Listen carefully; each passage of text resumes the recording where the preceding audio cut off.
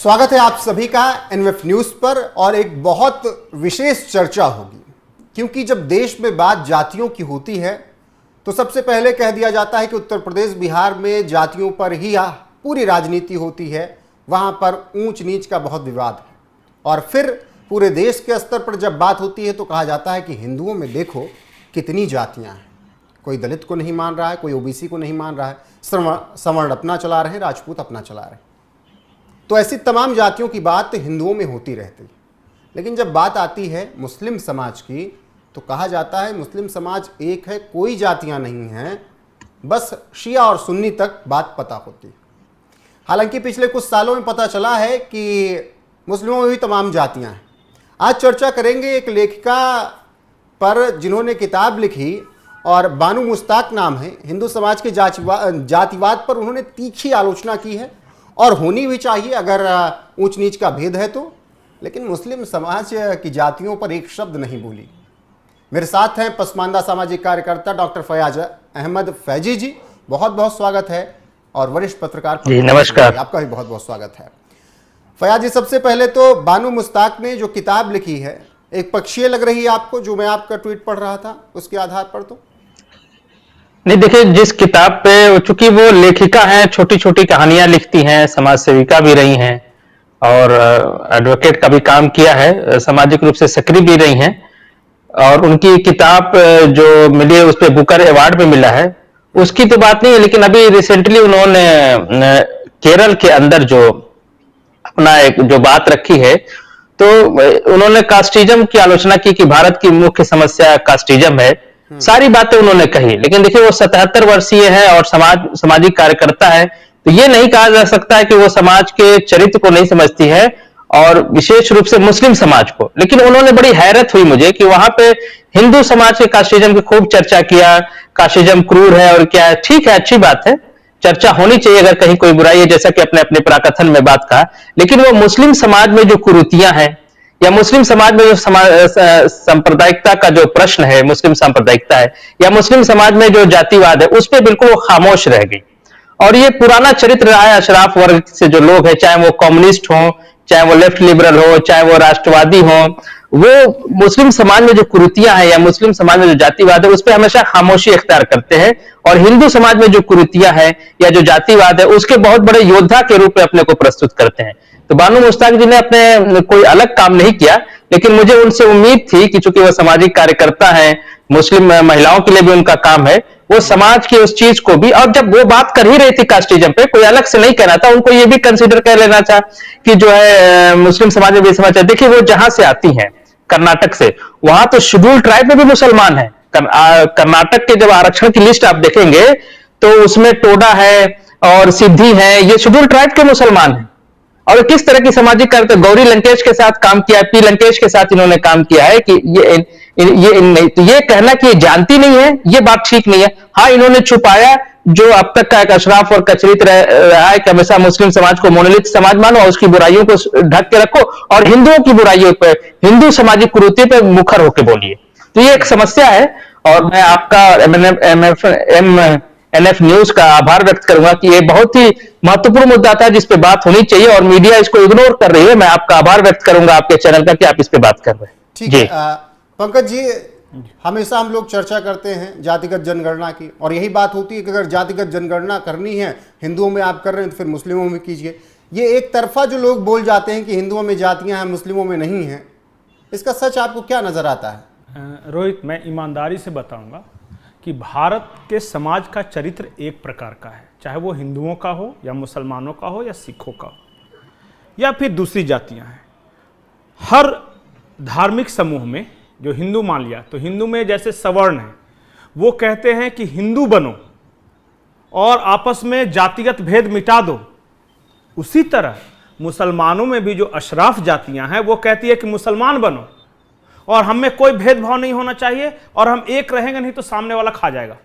हिंदू में भी यही बोलते हैं ना कि देखो अगर तुम आपस में बटे रहोगे जाति के आधार पे तो देखो मुसलमान डोमिनेट कर जाएगा और उसका राज चलने लगेगा। यही बात मुसलमानों में भी बताई जाती है कि अगर तुम मुसलमान बन के नहीं रहोगे तो देखो सामने वाला शेर है, तुमको दबा के खा जाएगा।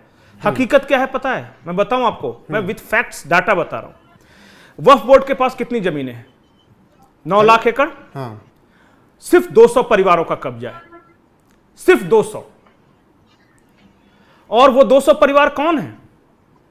वो अशराफ वर्ग है, जो कि बाकी लोगों को यह कहते रहता है कि तुम मुसलमान नहीं रहोगे तो देखो जो आरएसएस है या भाजपा है या हिंदू है, अब तुम्हारा तो अस्तित्व पहचान ही खत्म हो जाएगी। अरे भाई, जब तुमने अपने ही एक हम मजहबी लोगों को उनकी जमीनों पर कब्जा करके, बेवाओं के मकानों पर कब्जा करके, सिर्फ इस बात के लिए एक ढोर की तरह, एक भेड़ की तरह जमा करके रखा है कि हमारे पीछे पीछे नहीं चलोगे तो कोई दूसरा आएगा, शेर खा जाएगा, यही स्थिति है। और यह स्थिति धीरे धीरे बदल रही है। हिंदू समाज में जो नेतृत्व आया, चाहे वो वीपी सिंह का आया, लालू जी का आया, उसके बाद रामविलास पासवान जी का, अलग अलग जो आए हैं, उसकी वजह से यह चेतना पहले आ गई। अफसोस कि मुसलमान समाज में थोड़ी सी धार्मिक जकड़न या बंधन ज्यादा था, तो ऐसा नेतृत्व नहीं पैदा हो सका जिसकी वजह से वो अपने हकों को मांग सके। जैसे मैं बताता हूं, उदाहरण के तौर पे, हम जब जिस गांव से मैं आता हूं वहां एक कुंजड़ा जाति होता है। कुंजड़ा जाति मतलब सब्जी हाँ बेचते थे। वो मेरे गांव में जो थे वो मुसलमान थे, कुंजड़ा जो है मुसलमान है। लेकिन गांव के मौलवी साहब जो हैं वो मतलब उनको अपने घर के अंदर नहीं आने देना है और बस बाहर से रहो। अरे हमने तो अपने आसपास देखा है, कब्रिस्तानें भी अलग होती है, आंख से देखी हुई बात बता। बिल्कुल। कब्रिस्तान तक अलग होती है, मौत के बाद क्या, वो तो अब ये है कि नहीं फयाज भाई, ये सच्चाई है कि नहीं? फयाज जी, पंकज जी जो बिल्कुल सच्ची बात है, 100% सच्चाई है। कब्रिस्तान तो आपको हर गांव में और हर शहर में अलग अलग जाति कब्रिस्तान मिल जाएगी। कुछ कब्रिस्तान सार्वजनिक होते हैं, उसमें सारे जातियों के लोग होते हैं। कुछ कब्रिस्तान जाति विशेष के होते हैं, परिवार विशेष के होते हैं। मस्जिदें भी जातिगत आपको मिल जाएंगी, जातिगत मस्जिदें कम हैं लेकिन अभी मिल जाएगी। आजमगढ़ में नटहरिया की मस्जिद मिल जाएगी, धोबियाने की मस्जिद यानी धोबी लोगों की मस्जिद। धोबियाने की मस्जिद जहां है आजमगढ़ में, वहां एक बहुत बड़ा मदरसा है जो इस्लाम का प्रचार प्रसार करता है। उसी फत्तनपुर वो गांव है और उसी गांव में 2 मस्जिद है, एक मियाने की मस्जिद और एक धोबियाने की मस्जिद। यानी मियाने की मस्जिद में मियां लोगों की मस्जिद यानी अशराफ मुसलमानों की मस्जिद, मुसलमानों की मस्जिद, और वो धोबी की मस्जिद। क्या धोबी मुसलमान नहीं होते हैं? तो वहां इस तरह का बंटवारा, तो ये आप देख सकते हैं, ऐसी बात नहीं है। पंकज जी, कौन कौन सी जातियां हैं? देखिए, मुख्यतः जो बाहर से आए हुए मुसलमान हैं वो अपने आप को अशराफ कहते हैं। अशराफ शरीफ शब्द का बहुवचन है जिसका मतलब होता है उच्च वर्ग के लोग। और जो भारत के जो कन्वर्टेड हैं, जो स्वच्छकार समाज से कन्वर्टेड हैं या जो कामगर जातियां से कन्वर्टेड हैं, जिसको इस्लामिक फिक्र में अजलाफ और अर्जाल की शब्दावली यूज की गई। अर्जाल कहते हैं, रजील शब्द का बहुवचन है जिसका मतलब होता है नीच निकृष्ट। इसमें ज्यादातर स्वच्छकार जातियां, साफ सफाई वाली जातियां, जैसे उस्ताद बिस्मिल्लाह खां का आप नाम जानते होंगे, वाजपेयी सरकार ने उनको भारत रत्न दिया था, वो स्वच्छकार समाज से आते थे। तो यह भारत के लोकतंत्र में, भारत के संवैधानिक जो प्रक्रिया है, ये भारत में ही संभव है कि एक जो है लालबेगी या स्वच्छकार समाज से आने वाला मुसलमान को top most Bharat Ratna award मिले, तो जो भारत का सबसे बड़ा सिविल अवार्ड है। लेकिन उसी जाति का आदमी मुस्लिम पर्सनल लॉ बोर्ड में दरबान नहीं बन सकता है, इवन दरबान नहीं बन सकता है, गेटकीपर नहीं बन सकता है, मेंबर और सदर और जो है अध्यक्ष और सेक्रेटरी की बात मैं नहीं कर रहा हूं। तो मुख्यतः इसमें जो अजलाफ जातियां हैं, जो जल्फ का मतलब होता है असभ्य लोग, तो उसमें ज्यादातर ओबीसी जातियां आती हैं और अर्जाल में ज्यादातर जो है अस्वच्छकार जाति आती है। देखिए, ये जो कैटेगराइजेशन है अशराफ, अजलाफ और अर्जाल का, ये अरबी भाषा के शब्दावली है। कोई मनुस्मृति या ब्राह्मणों से हमने नहीं सीखा है, ये अरबी भाषा में है। और जो अरब और ईरान में जो किताबें लिखी गई थी उसमें ये सब चीजें आपको मिल जाएंगी। और यहाँ मुख्यतः जो हम बात करते हैं, जो हमारा सामाजिक संघर्ष है, अशराफ और पसमानदा के बाइनरी की बात करते हैं, और पसमानदा में हम अर्जाल और अजलाफ जातियों को रखते हैं जो ओबीसी और एससी एसटी में आती है। ये पूरा स्ट्रक्चर। अच्छा, अब मैं एक बात और कह दूं, पंकज जी आप दोनों से क्षमा प्रार्थी हूं मैं। देखिए, ऐसा नहीं है कि ये लोग जानते नहीं, आप पूरा सच्चर कमेटी की रिपोर्ट को सर पे लेके ये लोग हंगामा करते हैं, रंगनाथ मिश्रा कमेटी की रिपोर्ट को लेके हंगामा करते हैं, मंडल कमीशन की रिपोर्ट लेके हंगामा। आप जानते हैं, सारे रिपोर्ट्स में मुस्लिम समाज में जातियों को कैटेगराइज किया गया, उनको बताया गया, उनके सामाजिक आर्थिक का सर्वे है। और आप नेट पे एक डाल दीजिए कास्ट एवं मुस्लिम, तो आपको बहुत सी मिल जाएगी। लेकिन अजीब विडंबना है, सिर्फ अशराफ वर्ग ही नहीं, इस देश का तथाकथित सेकुलर लिबरल जो समाज है हिंदू समाज का, वो भी इग्नोर करता है, वो मानने को तैयार नहीं। और मोदी जी ने इसको बराबर मुस्लिम समाज में सामाजिक न्याय को एड्रेस करते हुए पसमानदा की बात करी, तो वो आरोप लगाते हैं कि भारतीय जनता पार्टी या मोदी जी मुसलमानों को बांटने का प्रयास कर रहे हैं। यानी आप हिंदू समाज में सोशल जस्टिस की बात कीजिए तो वो जोड़ने की बात है, मुस्लिम समाज में सोशल जस्टिस की बात कीजिए तो बांटने की बात है। तो ये एक विडंबना देश में चल रही। रोहित जी, आप कुछ कहना चाह रहे थे? पंकज जी कुछ कह रहे हैं? नहीं, मैं कह रहा हूं कि फयाज जी, हमारे यहाँ झारखंड में एक मिनिस्टर हैं, इरफान अंसारी उनका नाम है। उनका कहना है कि चूंकि हमारे जो पूर्वज थे यादव जाति के थे, इसलिए हमको ओबीसी मुस्लिम में डाल दिया, और जो दूसरे मुसलमान थे जिनके पूर्वज जो मतलब कि सो कॉल्ड एससी एसटी में आते थे, तो उनको दलित जाति में जाए। वो उनका कहना था कि जिस तरह हिंदू समाज में काम के आधार पर विभाजन था, उस तरह मुसलमान समाज में भी है विभाजन। नट का काम क्या है, मैंने कुंजड़ा बताया उनका काम क्या है, सब वहां भी डिवीजन है। आज मैं आपको एक फैक्ट्स की बात बताऊं, आप पूरे मुसलमान सांसदों की लिस्ट निकाल लीजिए और देख लीजिए कि उसमें कितने अशराफ हैं और कितने पसमानदा समाज के हैं। 85% जनसंख्या पसमानदा समाज की है, लेकिन रिप्रेजेंटेशन कितना है? और नौकरियों में देख लीजिए, या वक्फ की बात वो कर रहे थे, उनके जो जितने भी वहां पे देख लीजिए ना, पसमानदा समाज का नहीं। ठीक उसी तरह जिस तरह किसी जमाने में या आज भी सवर्ण समाज या अपर कास्ट का ज्यादा आपको रिप्रेजेंटेशन मिलेगा। बाद में सामाजिक आंदोलनों के चलते, चाहे बसपा का मूवमेंट हो या सपा का मूवमेंट हो या आरजेडी का मूवमेंट हो, रामविलास पासवान ने अपना चलाया, उन सब मूवमेंट के चलते उनका रिप्रेजेंटेशन बढ़ा है। अफसोस कि मुसलमान समाज में इस तरह के मूवमेंट नहीं हुए, इसलिए 85% लोग आज भी जो सच्चर कमेटी की सिफारिशें बता रहे थे ना, वो ये तो ओवरऑल बता देते हैं कि दलितों से बुरी स्थिति है, पर किन जातियों में गलत बात है स्थिति है पंकज जी, मैं क्षमा चाहूंगा, वो एकदम गलत बात है। जी जी जी जी, क्या कह रहे थे? मैं कह रहा हूं कि जो सच्चर कमेटी की रिपोर्ट के हवाले से जो बात कही जाती है कि मुसलमानों की हालत जो है दलितों से बदतर है, एकदम झूठी बात है। मैंने पार्लियामेंट में जब वक्फ बोर्ड अमेंडमेंट बिल में जब मैंने अपना प्रेजेंटेशन देने गया था, वैसी जी यही बात झूठ बोल रहे थे, तो मैंने कहा कि ये झूठ बात है, सच्चर कमेटी में कहीं नहीं लिखा है। तो लाल पीले होने लगे। देखिए, सच्चर कमेटी ने इस बात को कहीं नहीं लिखा, ये झूठ है। मैं आपके चैनल पे बहुत जिम्मेदारी ईमानदारी से कहता हूं कि सच्चर कमेटी की रिपोर्ट में ये कहीं नहीं है कि मुसलमानों की हालत दलितों से खराब है, कहीं नहीं लिखा है। ठीक। चैप्टर नंबर 10 जो ओबीसी और एससी एसटी मुसलमानों से डील करता है, उसमें यह बात लिखी है कि जो मुस्लिम धर्मावलंबी दलित है वो हिंदू धर्मावलंबी दलितों से पीछे है, जो मुस्लिम धर्मावलंबी ओबीसी है वो हिंदू धर्मावलंबी ओबीसी से पीछे, यह बात लिखी है।